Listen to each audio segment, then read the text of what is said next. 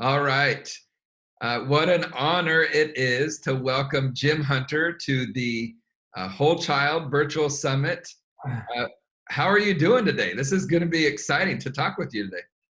I'm doing well, John. It's good to be with you. Thank you for inviting me to participate.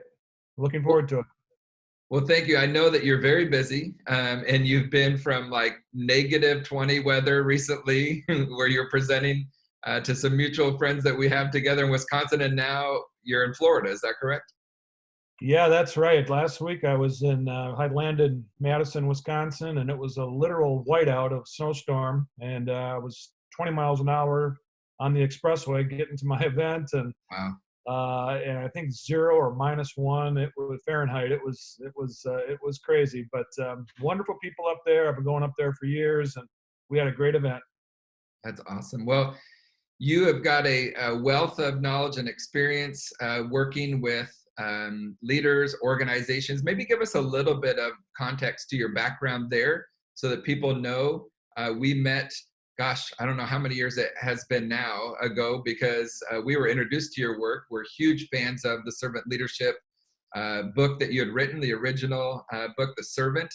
And we're actually using that in our high school leadership class. And it was just like, um, growing like wildfire in terms of just the meat instead of just putting on activities and events, actually learning about leadership, learning about character development. And then I love this story and reaching out to you, walking your talk, you totally responded like, hey, let's talk on the phone. And since that time, we've had multiple connections. So this is one more of those where you're very giving of your time. But I'd love for people to hear a little bit about your background working in leadership, organizations, that type of work. Yes, well, after I graduated college in 1979, it was supposed to be 77, but I crammed 4 years into six. And I went to work. My first white collar job was in Detroit, working as an HR representative in a manufacturing firm, and started to learn some things about leadership then. And after about 5 years, went off on my own and got involved in labor relations consulting, which essentially was dealing with troubled organizations, companies going through strikes or violence, sabotage, turnover, absenteeism, low commitment, low morale, whatever the problems within the company. And our job was to come in and play company doctor, try to diagnose what was going on and prescribe a cure. And I did that for about 5 or 6 years, and it just began to dawn on me that what I was fighting there was the symptoms and not the issue. The issue was always leadership. Everybody points to the symptoms, the acting out, but really the genesis was leadership. And so I just when I was in a lot of those sick places, John, I just paid close attention to what worked and what didn't work. And I was in some pretty dysfunctional places, and you can learn a lot about disease being in a hospital, right? So I learned what not to do. I learned real quickly what bad leadership looked like. But even in the most dysfunctional organizations, I would see some great leadership. There would be these pockets where there would be some great leadership going on and getting great symptoms and great productivity and great morale. And so I would go down and talk to these leaders, and invariably what I would find was a servant leader. Somebody who was identifying and meeting the needs of their people, and and creating excellence. So I just paid close attention to what I saw, and ended up writing a book about it called The Servant in the mid 90s, 1997, I think.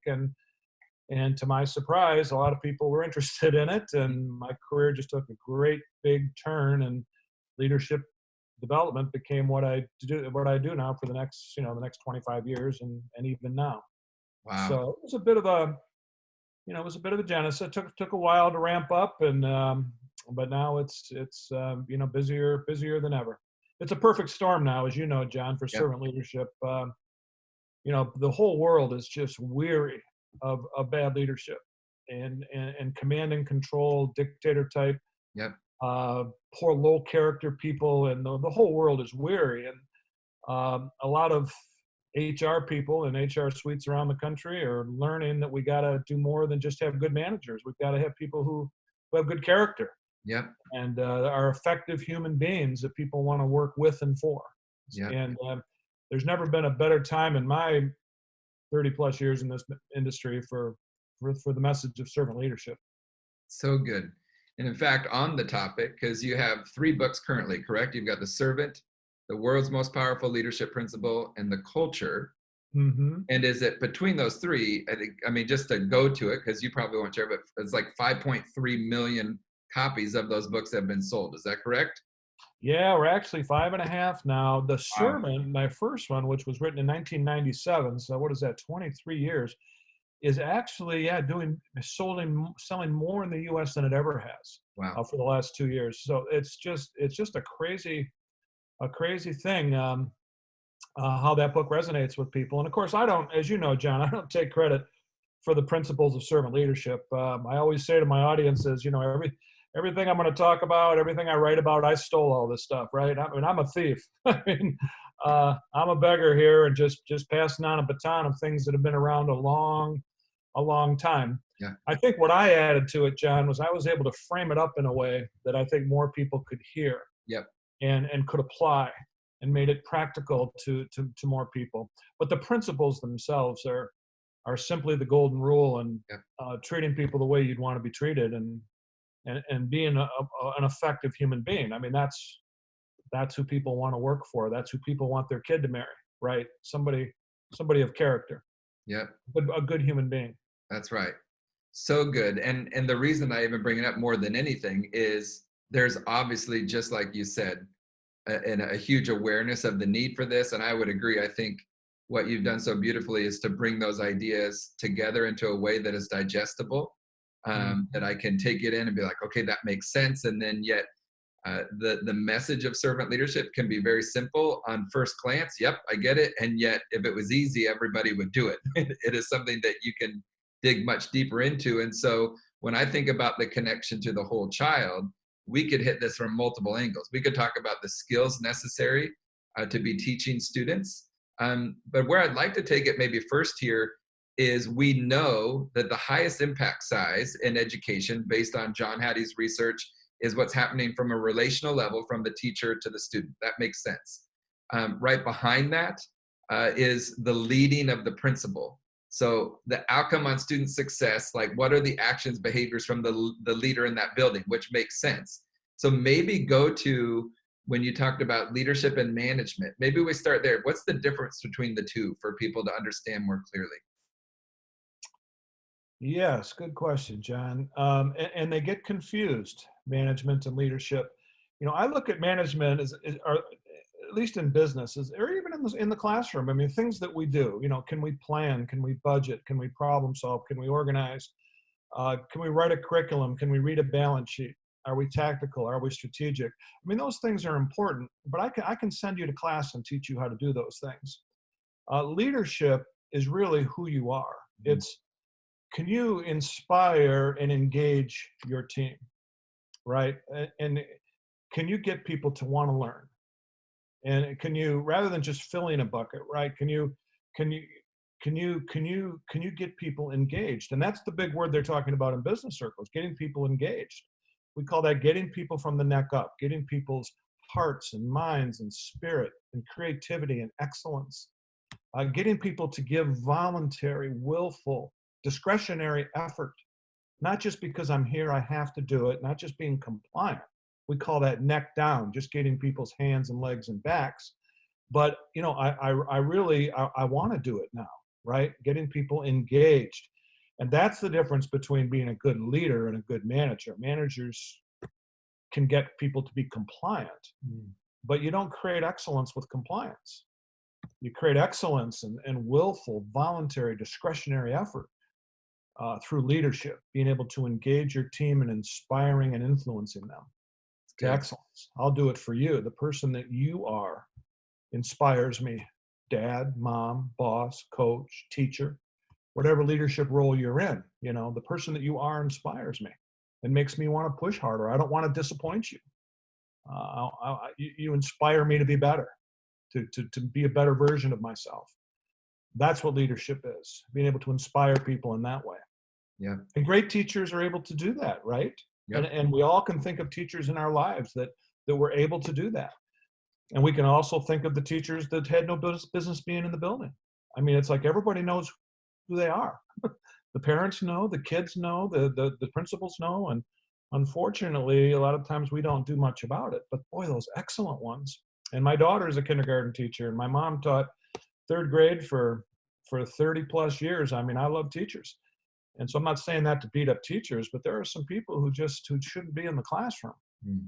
And I'm thinking, man, we need to be paying teachers six figures, because I don't know of a more important role in our society than teaching. But man, we got to get the bad ones out, or at least we got to help get them to raise their game, because the stakes are so high.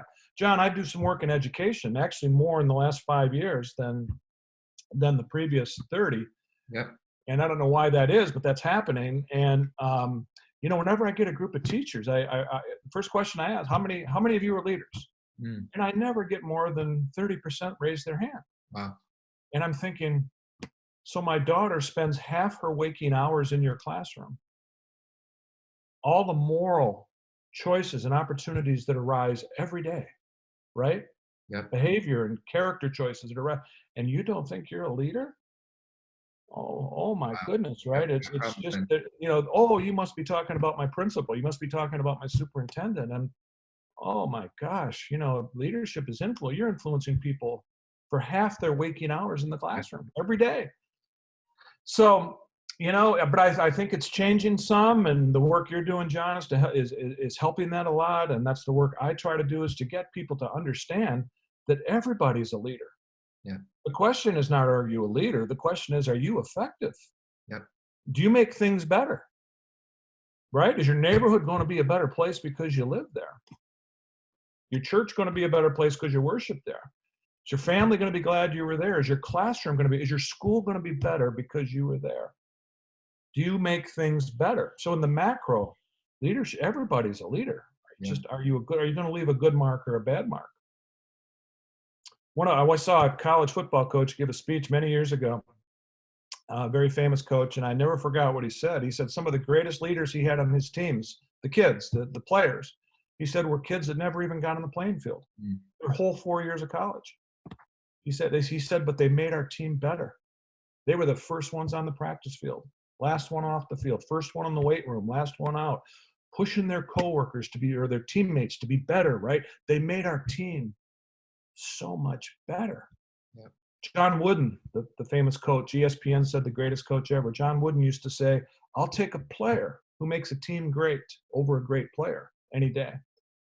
So that's leadership, right? Do you make things better? Do people dig deeper because you're there? You're part of that team. And you know, that people need to understand that. Kids in the classroom need to understand that. Is your classroom going to be better because you're there? And teachers need to be helping them to understand that. In the macro, everybody's a leader. Yep. But in the micro, some of us sign up for specific leadership roles, right? As parents and as spouses and teachers and supervisors, and, you know, people have been entrusted to our care. Well, then, you know, leadership ratchets up even higher. Now my job is to identify and meet the needs of these people who've been entrusted to my care. Yeah. And of course, the test of leadership is always, when they leave, are they better than when they got there? Yeah. Am I going to be a better human being because I spent my time in your classroom? When I leave, am I going to raise my game? Am I going to be better being around you? Working for you, do your people get promoted? Do people have a better career because they were with you, right? Do you make things better? That's influence. That's leadership, right? Inspiring and influencing people to excellence. So good.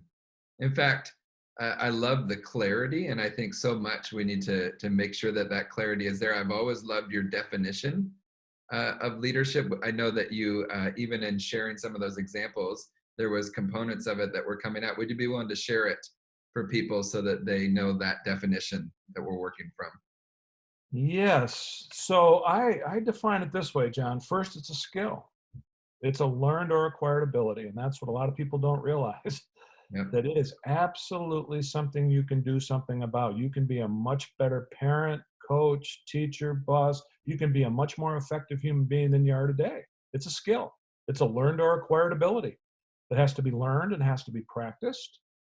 I've never met a born servant leader, a 2-year-old servant leader, right? Who can I help here? Yeah. I want to be last in line. I want the last piece of birthday cake. I mean, it's all about everybody else, right? I've never met that 2-year-old. You No. can go to the preschool playground, and you're not going to see servant leadership going on, right? I mean, this is something we're born very self-centered. Indeed, we have to be, because we can't even exist without people meeting our needs. But the question is, are you going to grow out of that? Are you going to grow up? That leadership is a lot about growing up. Yeah. Maya Angelou, the poet, said most people never grow up. They just grow old, right? So leadership is a skill, and it's the skill of inspiring and influencing people to excellence with character, your personal character that inspires confidence and excellence. So good. So it's creating excellence, right? In the business world, I tell people, can you get the team to play music? You don't have to know how to play the tuba. You don't have to know how to play the French horn. That's their job to know how to do that. Yeah. But can you get the team to come together and create excellence, right? That's a skill. And there's a lot of organizations out there paying big bucks, people who know how to do that. Yep. And it's available to people. That's the thing, John. One of the big barriers to people becoming effective servant leaders is they don't think they can change. I hear this all the time. People say, well, Mr. Hunter, I read your book, but you don't know me. This being patient and being nice and appreciating people, that's just not who I am. That's not how I roll. I'm a butt-kicking supervisor. I'm just a task-oriented teacher. I'm a taskmaster, and I don't do that relationship stuff. What do I have to be nice to people? You don't know me, Mr. Hunter. And whenever I hear that, or the opposite, they'll say, I'm good relationally, and I'm good at giving encouragement and appreciation and loving on my people, but I don't like to have crucial conversations, that holding people accountable. That's not who I am. You don't know me, Mr. Hunter. So I hear those kinds of things, right? You don't know me. And whenever I hear that, John, I often look at them and I say, well, maybe you don't know you. What I'm hearing is that you've got a really bad habit, because if you don't get good at relationships, if you don't appreciate people and you don't listen and you don't honor people, you're not going to have a good life. Yeah. Right? Because that's how people roll. They're relational, right? Yeah. So you have to decide if that's important to you. Can you fix that? Absolutely. I've watched many people fix that over 35 years on the road. I see people change that all the time. Or, not holding people accountable. Man, you got a bad habit. What I'm hearing is you're never going to be an effective leader if you don't tell people the truth. You're never going to be an effective parent. Yeah. You're never going to be an effective teacher. You're never going to be an effective supervisor if you can't call people out on their stuff, on bad behavior, and calling people out on their gaps. So what I'm hearing is you got a bad habit. You can change that. Yep. I have watched literally hundreds and hundreds of leaders over the years fix that in a relatively short amount of time. Wow. John, back to my point is that people just have this lie that they can't change, right? That's just the way I am. That somehow I'm stuck. And man, people can change a lot, and all the new neuroscience is showing this, the neuroplasticity in our brains, and we can rewire and we can get new neural pathways, and we are greatly adaptable and changeable. But it takes effort. Yep. It's a skill, but you got to put some skin in the game, Yep. right? You gotta set plans. You got to get feedback. You got to create some friction for yourself. You got to commit to change, right? Yep. Absolutely. One of my favorite quotes, and I've been a quote machine. My books have lots of quotes. So one of my favorite is a German, Goethe, several hundred years ago. He said, when we make a commitment, the universe conspires to help us, right? St. Francis of Assisi put it another way. He said, God feeds the birds of the air, but he doesn't throw the worm in the nest. In other words, if you want to be a better leader, you want to be a more effective human being, a better parent, a better coach, a better team, you got to put some skin in the game. Yep. It's going to take some practice. You're going to have to work on your choices.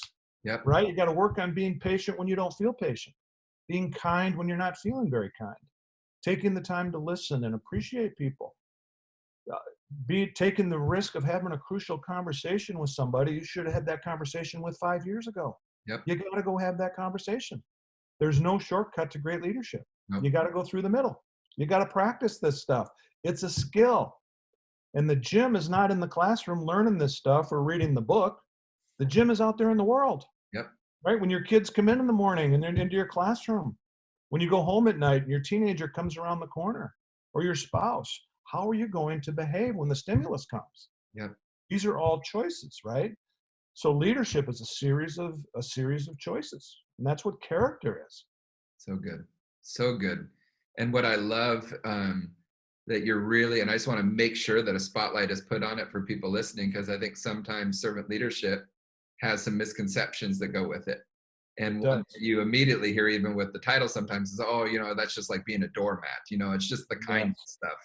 And so maybe, and you just did it, but maybe speak to that even directly about, and I remember even once you sent an article to me, I think that it was titled, it was from, was it the Panera Bread CEO who was known as or was known as a servant leader. And the title of the article was, if I was to do it again, I would have fired more people.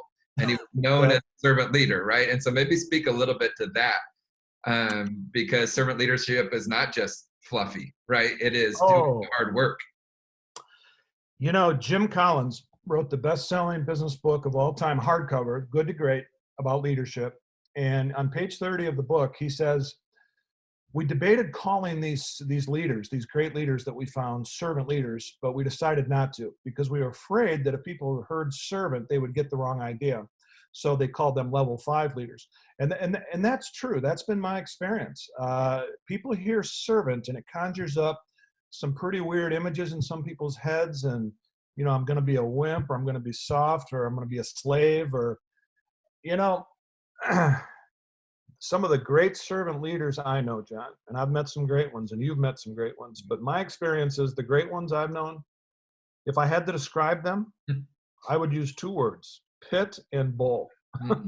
Yep. They are pit bulls, man. They hug hard and they coach hard. They spank hard, right? I mean, they hug hard. They love people. The great ones, they know it's all about people. As Herb Kelleher at Southwest used to say, the business of business is people.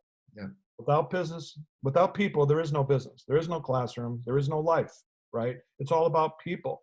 Yep. So the great servant leaders get that it's all about people and it's all about relationships. So when it's time to honor people, reward people, recognize people, give the hugs, have a party, they're first in line. You know, let's party.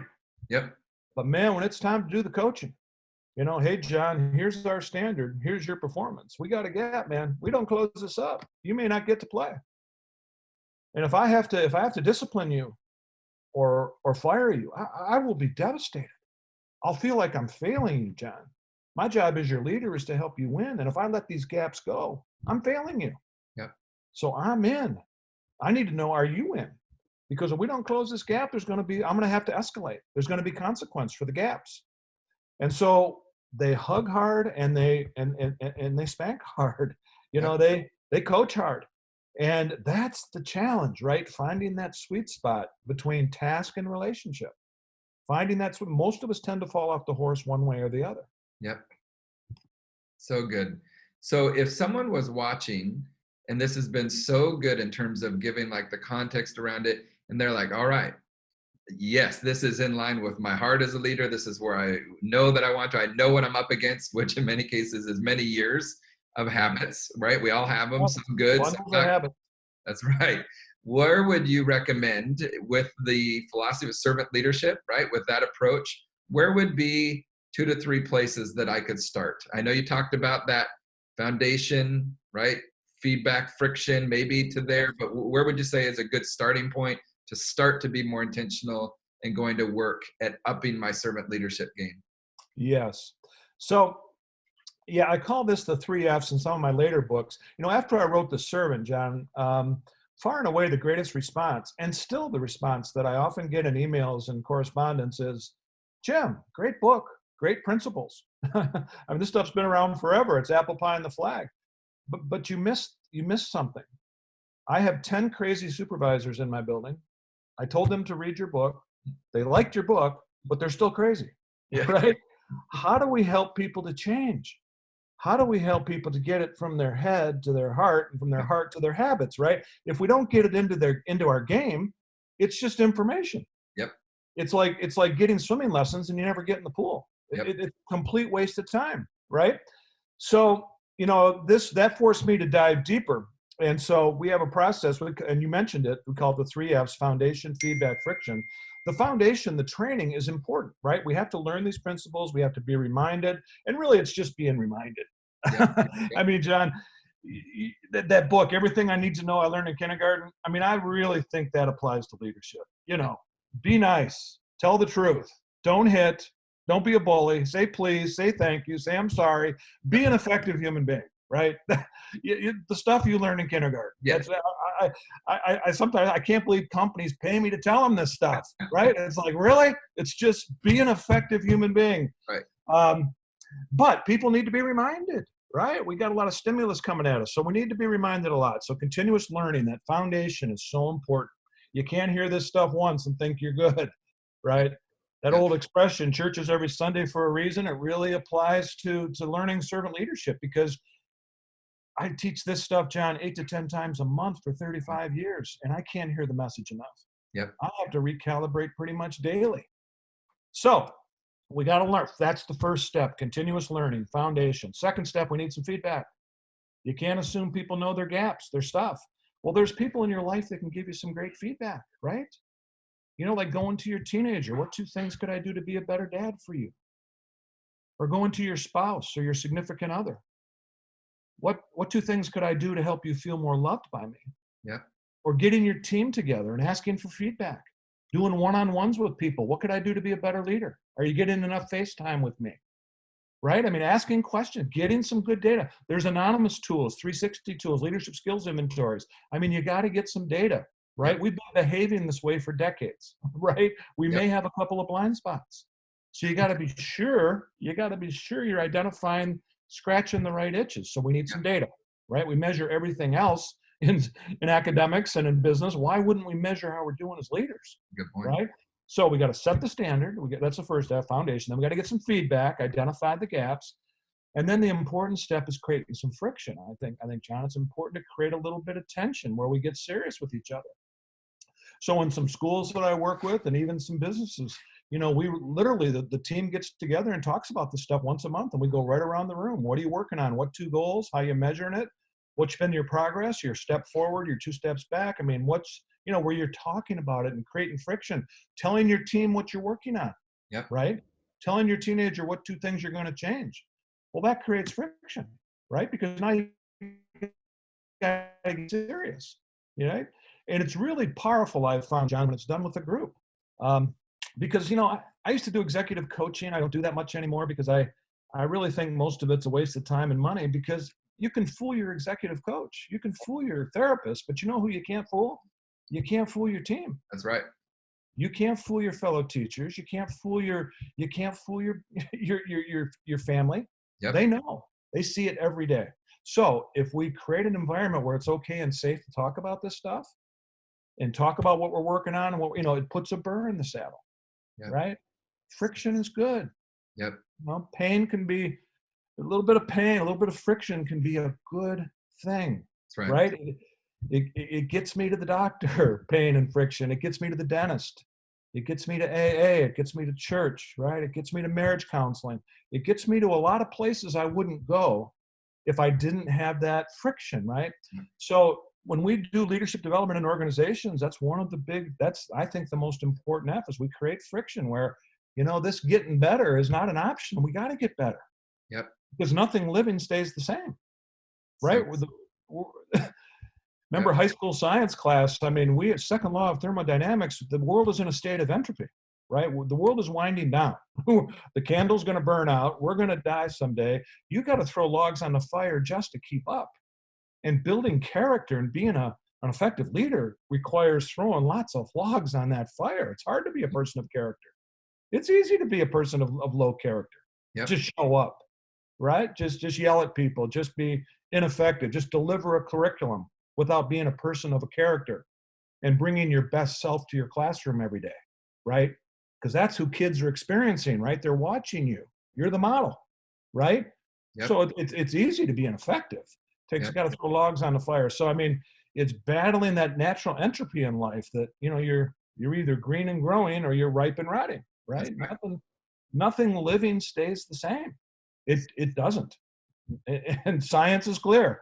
Yep. So, you know, it's creating that necessary tension where people get serious about their stuff and are growing and getting better. I Yep. think that's an important element in a leadership development program. And it can be done by your team, or you can put that on yourself. You go home and you have these conversations with people. Yep. So you're always learning, you're always getting feedback, and you're always creating friction. And then it never ends. That becomes life. That Yep. it becomes just a loop of continuous improvement and growing. Always learning, always getting inputs, always getting better. Back to the learning. It just never ends. Yep. So good. Okay. I know exactly where I want this to go near the end. I just love your time. I appreciate the time that you've given because it's so Thanks. good. And every time I'm like just filled up.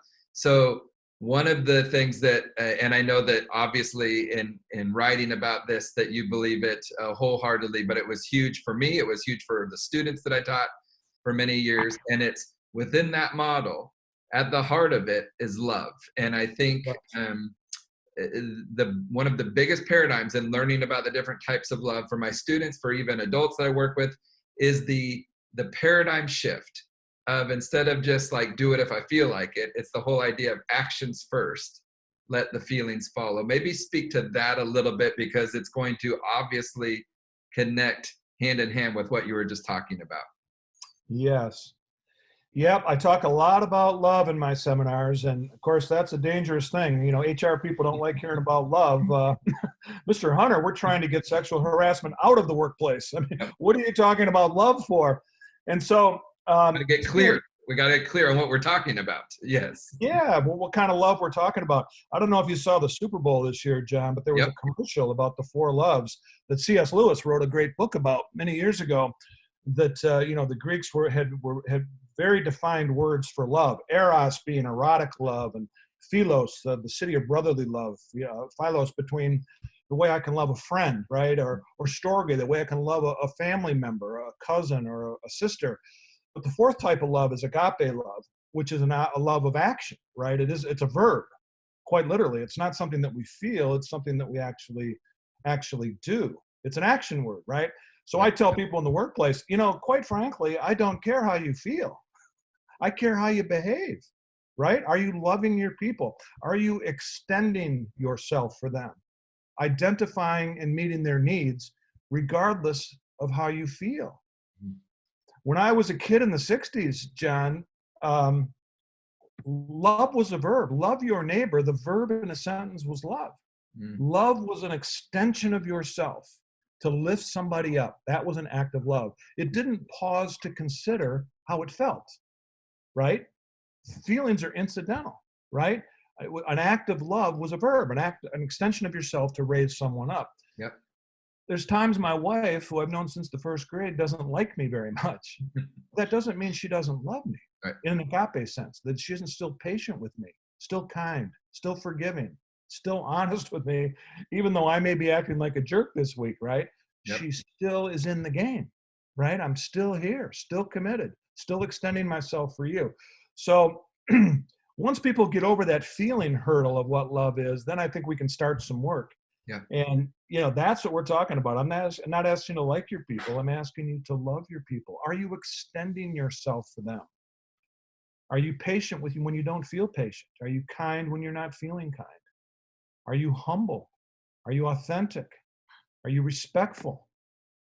Selfless, forgiving, honest, telling people the truth about their performance, talking about gaps? Are you committed? Or are you just involved? Are you just showing up? So these are all action words. So leadership based on love is about action. It's about extending yourself.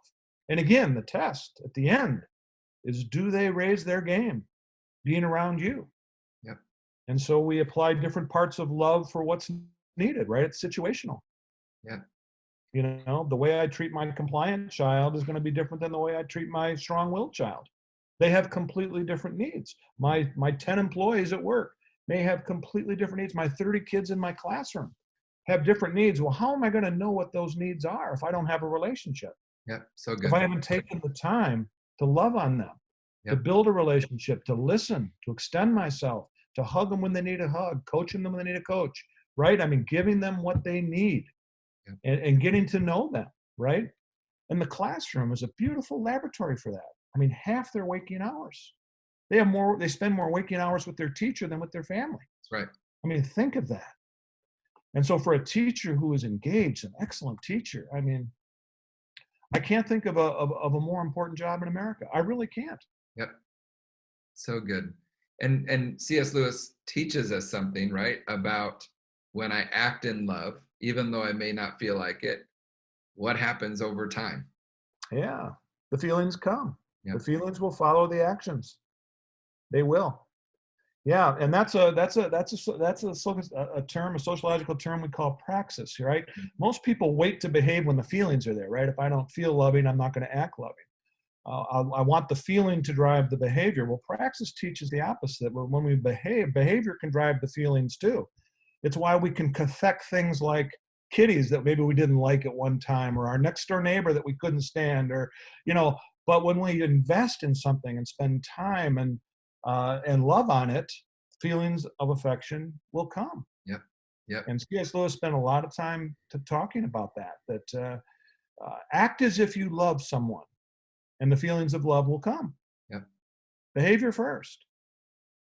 It's such a needed message more than ever before. It's been around for a long time for a reason, but it Yeah. seems to be more needed than ever before. How about this to end today in a world where we're just if we are seeking, a lot of times we're trying to seek for the next best strategy or the next quick book to figure this out or the quick fix or whatever. And I've always loved your articulation of that's not going to be there. You're not going to find that. There's no magic dust. Maybe close us out today with that as a good challenge, a good reminder, and even inspiration as we head back into the work to serve students and staff and families in our communities across the country and beyond.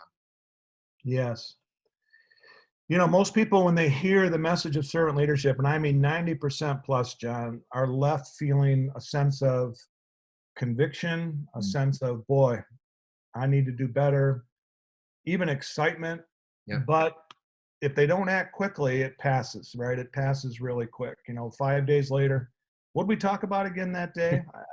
I know I felt good, but you know, it just passes. Yeah. So in my seminars, I talk about intentions minus actions equals squat, right? Intentions plus actions equals the will.